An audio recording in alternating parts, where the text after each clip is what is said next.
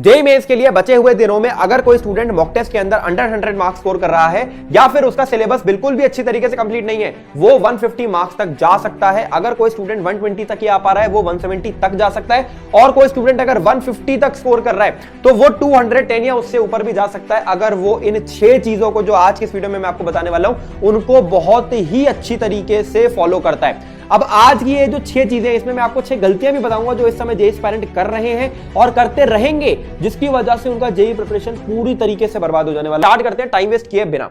सबसे पहली गलती, इस समय बहुत सारे स्टूडेंट के दिमाग में चीज होगी, क्या भैया हमें सिलेबस कंप्लीशन पे ध्यान देना चाहिए या हमें मॉक टेस्टिंग पे या रिवीजन पे ज्यादा ध्यान देना चाहिए? देखो, जिस भी स्टूडेंट का सिलेबस लेस देन 50% हुआ है, आपके पास खोने को ज्यादा कुछ है नहीं। लेस देन 50% में आप ज्यादा से ज्यादा 120 130 मार्क्स स्कोर कर पाओगे, जिसमें मेंस के अंदर ज्यादा कुछ होना नहीं है।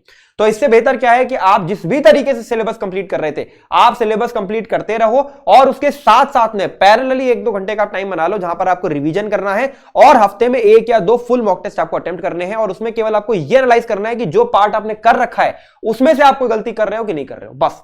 इसके अलावा जो भी स्टूडेंट का सिलेबस 50% से ज्यादा हो रखा है, वो स्टूडेंट्स इस समय रिवीजन पर ही फोकस करें, उनके एग्जिस्टिंग सिलेबस पर रिवीजन पर या फोकस कर रहे होगे। उसके साथ साथ आपका जो बचा हुआ सिलेबस है उसको आप YouTube पे 2 आवर के वन शॉट्स को यूज करके आप चैप्टर वाइज और topic wise previous year question की किताब मंगा लो। उन chapter wise topic wise previous year question में से हर एक टॉपिक के 1-1 2-2 सवाल जो उस टॉपिक को सम अप कर रहे हो, उन टॉपिक वाइज क्वेश्चन के नोट्स रेडी कर लो। तो 2 आर के वन शॉट के नोट्स हो गए और पीवाईक्यू के नोट्स हो गए। इन दोनों नोट्स को कंबाइन जब आप कर दोगे तो आपके ऐसे नोट्स रेडी हो जाएंगे जिससे उस चैप्टर की सवाल बनाने की प्रोबेबिलिटी आपकी 70-80% हो जाएगी। इसको मैं पीवाईक्यू स्पिल ओवर भी बोलता हूं, यानी ये आपको एक्स्ट्रा स्पिल ओवर प्रोवाइड करेगा एग्जाम के अंदर एग्जिस्टिंग सिलेबस से।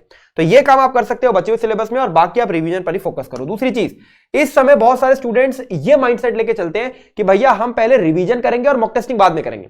अब कल मैंने बहुत सारे स्टूडेंट से बात करी तो उन्होंने मेरे को बताया, मैंने उनसे पूछा यार तुम मॉक टेस्टिंग क्यों नहीं कर रहे हो? अरे भैया वो मेरा चैप्टर रिवाइज नहीं हुआ है, मेरा सिलेबस रिवाइज नहीं हुआ है ना, इसलिए मैं मॉक टेस्टिंग नहीं कर रहा हूं, या मेरा सिलेबस कंप्लीट हो रहा है इसलिए मैं मॉक टेस्टिंग नहीं कर रहा हूं, या मॉक टेस्टिंग कर भी रहा हूं तो पार्ट मॉक टेस्टिंग कर रहा हूं, फुल मॉक टेस्टिंग दे रहा हूं।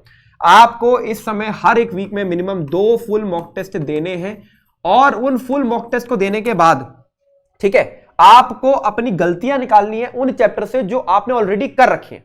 जैसे मान लो रोटेशन EMI मैंने कर रखा है, अगर मेरा कोई क्वेश्चन है, कोई कंसेप्ट इससे गलत हुआ है तो इसके ऊपर मैं काम कर रहा हूं, ठीक है, तो वो काम आपको करना है, और आपको उन चैप्टर्स के साथ साथ उन चैप्टर्स का रिवीजन भी करते चलना है। अब ये वाला काम मैं आपके साथ कर सकता हूं, ये एक मैंने बड़ी स्पेशल चीज डिजाइन करी है, मैं आपको वीडियो में आगे भी बताऊंगा, सुनते जाना। अगली चीज, फिजिक्स और केमिस्ट्री में आपको बताना चाहता हूं कि आपके लिए गेम चेंजर सब्जेक्ट्स हैं। मैथ्स जो है वो इस समय टफ है, कोई भी स्टूडेंट जो इस समय रेस में आएगा ना वो मैथ्स को तो नहीं कर पाएगा। एग्जिस्टिंग स्टूडेंट जो बहुत पहले से पढ़ रहे हैं वो मैथ्स के अंदर आगे रहेंगे, फिजिक्स केमिस्ट्री में भी आगे रहेंगे, लेकिन आप अगर अभी अभी रेस में उतरे हो, जस्ट रेस में उतरे हो, जस्ट आप पढ़ने के लिए सीरियस हुए हो, तो आप अपने स्कोर को वहां मैक्सिमाइज करें जहां मैक्सिमाइज करने की सबसे ज्यादा प्रोबेबिलिटी है। तो फिजिक्स और केमिस्ट्री के अंदर आप एक भी चैप्टर को छोड़ के मत जाएं। कोई भी चैप्टर अगर आपका छूट रहा है तो उसको आप वन शॉट से और category wise previous year question से या topic wise previous year question के नोट्स बनाकर कंप्लीट कर ले, ताकि आपका 70-80% प्रोबेबिलिटी बन जाए सवाल बनाने का। और जिन भी स्टूडेंट्स का सिलेबस लेस देन 50% पर है वो तो फिजिक्स और केमिस्ट्री को जरूर पूरा करके जाएं, क्योंकि यहीं पर आपके नंबर बन रहे होंगे। अगली चीज की तरफ बढ़ते हैं, विच इज इस समय मॉक टेस्टिंग बच्चे बहुत गलत तरीके से कर रहे हैं। बच्चे फुल मॉक टेस्ट दे रहे हैं या पार्ट मॉक टेस्ट दे रहे हैं या किसी भी प्रकार का मॉक टेस्ट दे रहे हैं। पहली चीज तो आपको फुल मॉक टेस्ट देना है न्यू पैटर्न पे, लेटेस्ट सिलेबस के अकॉर्डिंग। लेकिन जो भी बच्चे इस समय मॉक टेस्ट दे भी रहे हैं वो अपना स्कोर देखते हैं, उनका स्कोर आया मान लो 65, और वो स्कोर देखकर उस मॉक टेस्ट को बंद कर देते हैं। उस मॉक टेस्ट में देखते ही नहीं है कि उन मॉक टेस्ट में उसकी गलती क्या हो, इसके ऊपर कोई काम ही नहीं कर रहे हैं। वो लगातार as a exam mock test दिए जा रहे हैं और उस पर काम ही नहीं कर रहे हैं। ये आपकी बहुत गलत अप्रोच है। आपको इस समय मॉक टेस्ट देना है, फुल सिलेबस देना है, नए पैटर्न पे देना है। इसके बाद आपको क्वेश्चन बाय क्वेश्चन वापस से सॉल्यूशन को खोलना है, इनको देखना है एक एक क्वेश्चन को, कौन कौन से आपके क्वेश्चन गलत हुए या अनअटेम्प्टेड रह गए। वो आपके वीक एरियाज आपको बताएंगे कि आपके कौन से ऐसे चैप्टर जो आपने कर रखे हैं बट आपके कमजोर रह गए, उनके ऊपर आपने काम करना है। क्वेश्चन शीट, आपकी डीपीपी, आपके नोट्स, आपके मॉड्यूल्स, जो भी चीज आपके पास है उसके आपको काम करना है, और फिर आपको नेक्स्ट टेस्ट में जाना है। आपको ये इंश्योर करना है कि हर टेस्ट में आप नई टाइप की गलती कर रहे होगे, ताकि हर टाइप की गलती टेस्ट में निपट जाए, एग्जाम में आपके पास गलती करने की प्रोबेबिलिटी सबसे कम हो जाए। अब मैं आपको यार एक चीज बताना चाहता हूं कि ये पूरा का पूरा जो प्रोसीजर है वो मैं आपके साथ 1 to 1 बैठकर करने वाला हूं। आप कहोगे भैया आप कैसे कर सकते हो, समझाता हूं। मैंने एक प्रोग्राम डिजाइन करा है जहां पर मैं आपके साथ 10 फुल मॉक टेस्ट ले रहा हूं आपके, that too on the new pattern. इसके बाद मैं और मेरी टीम ऑफ मेंटोर्स आपसे कनेक्ट करेगी और आपका क्वेश्चन बाय क्वेश्चन एनालिसिस करवाएगी और आपके वीक एरियाज निकालेगी।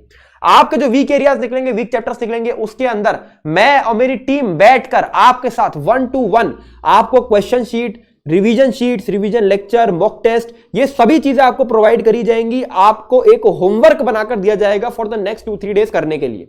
आपके होमवर्क की ट्रैकिंग होगी। आप जब ये होमवर्क कंप्लीट कर लोगे तब आपका नेक्स्ट टेस्ट लिया जाएगा। अब सपोज करो नेक्स्ट टेस्ट में भी आपने इसी टेस्ट जैसी सिमिलर गलती कर दी, तो आपको उस टेस्ट के अंदर हम लोग एक स्पेशल तरीके की क्वेश्चन शीट शेयर करेंगे जिससे आपके हर एक टॉपिक इंश्योर हो सके।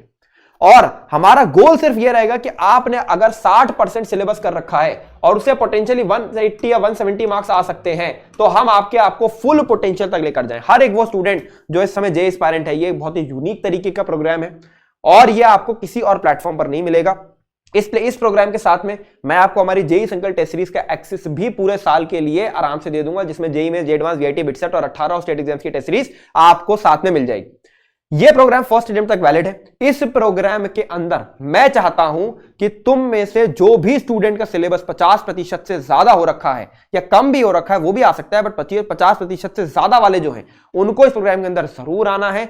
50% से कम वाले जो हैं वो इस प्रोग्राम के अंदर भी आ सकते हैं, लेकिन उनको ये चीज पहले से ही मैं बता देता हूं कि आपको होमवर्क जो है वो अच्छा खासा मिल रहा होगा। अगर आप उस होमवर्क को करने के लिए रेडी हो, उस मेहनत को करने के लिए रेडी हो, तो आप यहां पर आ सकते हो। इसका लिंक मैं आपको डिस्क्रिप्शन में दे दूंगा। ये मेरा बहुत ही दिल के करीब वाला प्रोजेक्ट है, ठीक है। तो इसके साथ मैं बहुत ही क्लोजली टच में रहूंगा बच्चों के साथ, और मैं ज्यादा बच्चे नहीं ले रहा हूं, मैं 50 ही बच्चे ले रहा हूं ताकि मैं बच्चों के पे 1 to 1 ध्यान दे सकूं।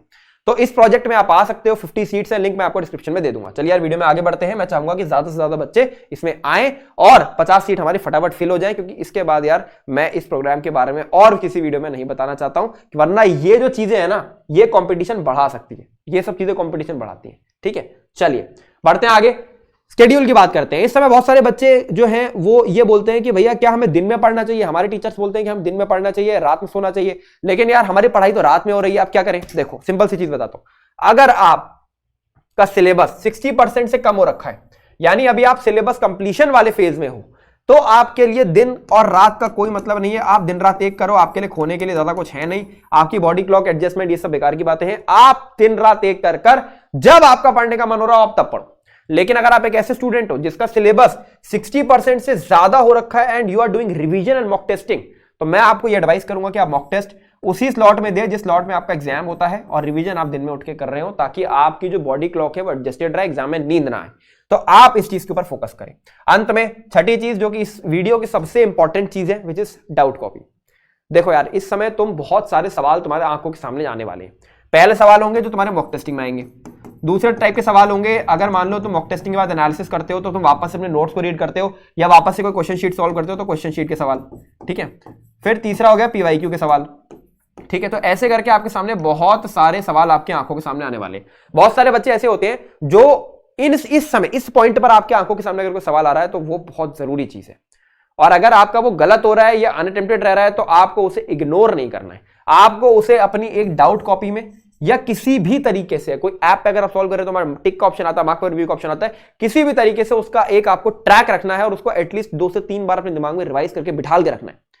कोई नया कंसेप्ट आपको पता लगता है, नोट्स के अंदर ऐड कर लो, शॉर्ट नोट्स के अंदर ऐड कर लो। आपको इस समय अपने नोट्स और शॉर्ट नोट्स को बढ़ाना है। अपने क्वेश्चन जो आपसे नहीं बन रहे हैं या जो आपको अनअटेम्प्टेड रह जा रहे हैं, आपको चैलेंज कर रहे हैं, उन सवालों को आपने कहीं ना कहीं ट्रैक रख के उसको अच्छे से रिवाइज करना है, क्योंकि ये सवाल एग्जाम में आएंगे। ये सवाल मेरे फादर कहते हैं, जो क्वेश्चन तुमने कर लिए वो कर लिए, जो क्वेश्चन तुमने नहीं करे वो एग्जाम में आएंगे। उनकी बहुत सिंपल सी थ्योरी है, ठीक है। तो इस चीज को आपने ध्यान रखना है। चलिए खत्म करते हैं वीडियो को। आई होप ये वीडियो आपको अच्छा लगा होगा, और अच्छा लगने से ज्यादा इंपॉर्टेंट चीज ये है कि इन सब चीजों को फॉलो करोगे आप प्रिपरेशन में, तभी चीजें इंप्रूव होंगी।